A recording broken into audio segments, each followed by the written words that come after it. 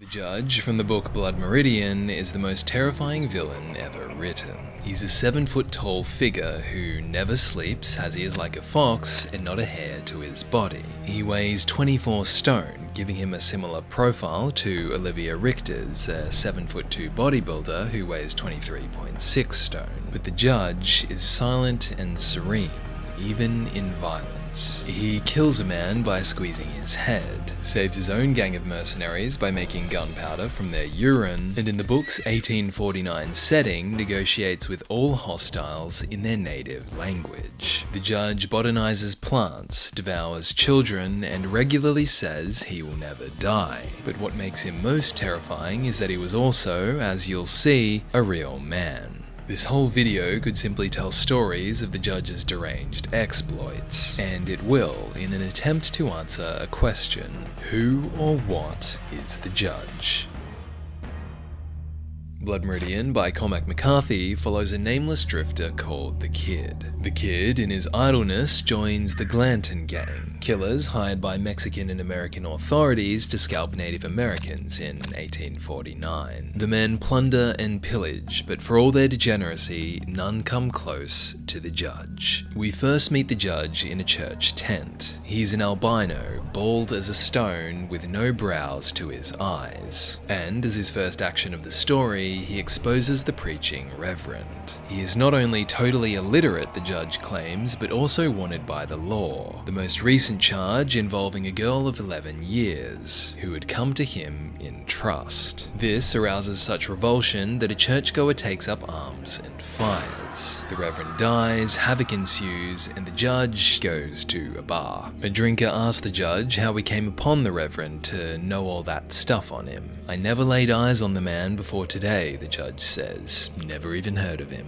The men laugh, and someone buys the Judge a drink. Throughout the story, the Judge has an alarming command of people, but he also commands the earth. In one scene, when the Glanton gang is being hunted by Apaches, the Judge leads them up a mountain. It seems the gang has cornered itself, until, at the top, the Judge starts digging. He makes gunpowder out of nitro and the sulfur of brimstone and the men's own piss, and it dries just in time for them to shoot the bewildered Apaches, who thought their prey was disarmed. This move by the Judge is inspired by Satan from Paradise Lost, who creates a cannon and gunpowder from rocks. Just like Satan, the Judge's greatest tool is his knowledge. He commits things to memory, then eradicates them. One night, he finds a footpiece from a suit of armor which is 3 centuries old. First, the Judge sketches it, then he crushes it into a ball of foil and pitches it into the fire. And after that, just sits, content, seeming much satisfied with the world, as if his counsel had been sought at its creation. This is what the Judge does. He learns and destroys, and this MO applies to living things as well as objects. In one scene, the Judge buys puppies off a boy.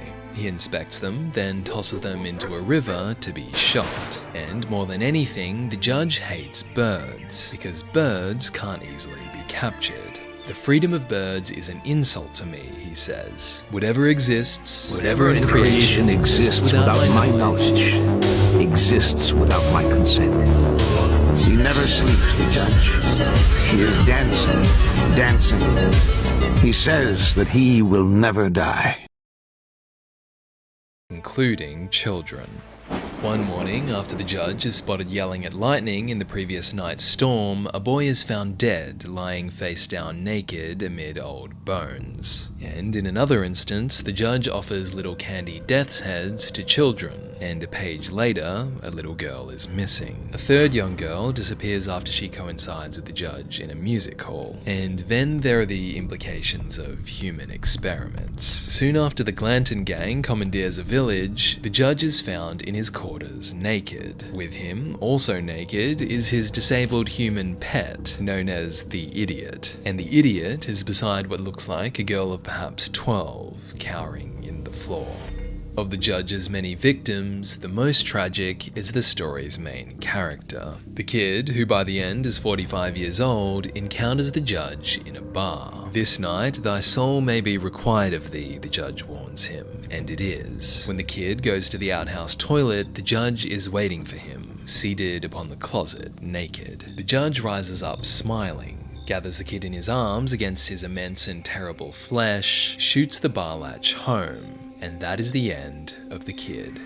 Learn and destroy, that is what the judge does. What the judge is a different question. But Cormac McCarthy gives us some clues. We are told the judge never sleeps, he does not age, is known in all places, and says he will never die. Toward the end, when hunting the kid, the judge seemingly vanishes from one part of a crater and appears at another. And when the kid claims "you ain't nothing," the judge agrees with him. "You speak truer than you know," he says. The judge is likened to a great ponderous gin. He crosses fires as if he is in some way native to their element, and it appears he's acquainted with hell. While up all night observing bats, the judge could not have been more cheerful, and in that earlier scene where the judge buys the puppies off the boy looked at one puppy and then the other as if he'd pick one to suit the judge's character, such dogs existing somewhere perhaps. The judge himself even references a god figure, a figure from whose will all other wills form, and states of this force, "I know him well." While it seems the judge is a mystery, eventually Cormac McCarthy offers an answer as to what he is. But the first answer is that he was a real-life guy. You see, in the 1840s, one member of the real Glanton gang was so disgusted by its depravities that he deserted.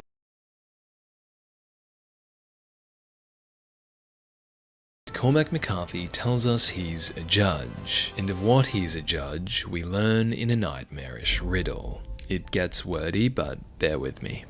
Near the end of the book, the kid gets shot in the leg with an arrow and attends a surgeon. The surgeon gives the kid liquor and bed, and in that sleep and in sleeps to follow, the judge did visit. The giant is accompanied by a worker in metal, a cold forger hammering out some coinage. And it is this false moneyer with his gravers and burins who seeks favour with the judge, and he is at contriving from cold slag brute in the crucible a face that will pass, an image that will render this residual species current in the markets where men barter. Of this is the judge, and the night does not end. And so what does that mean?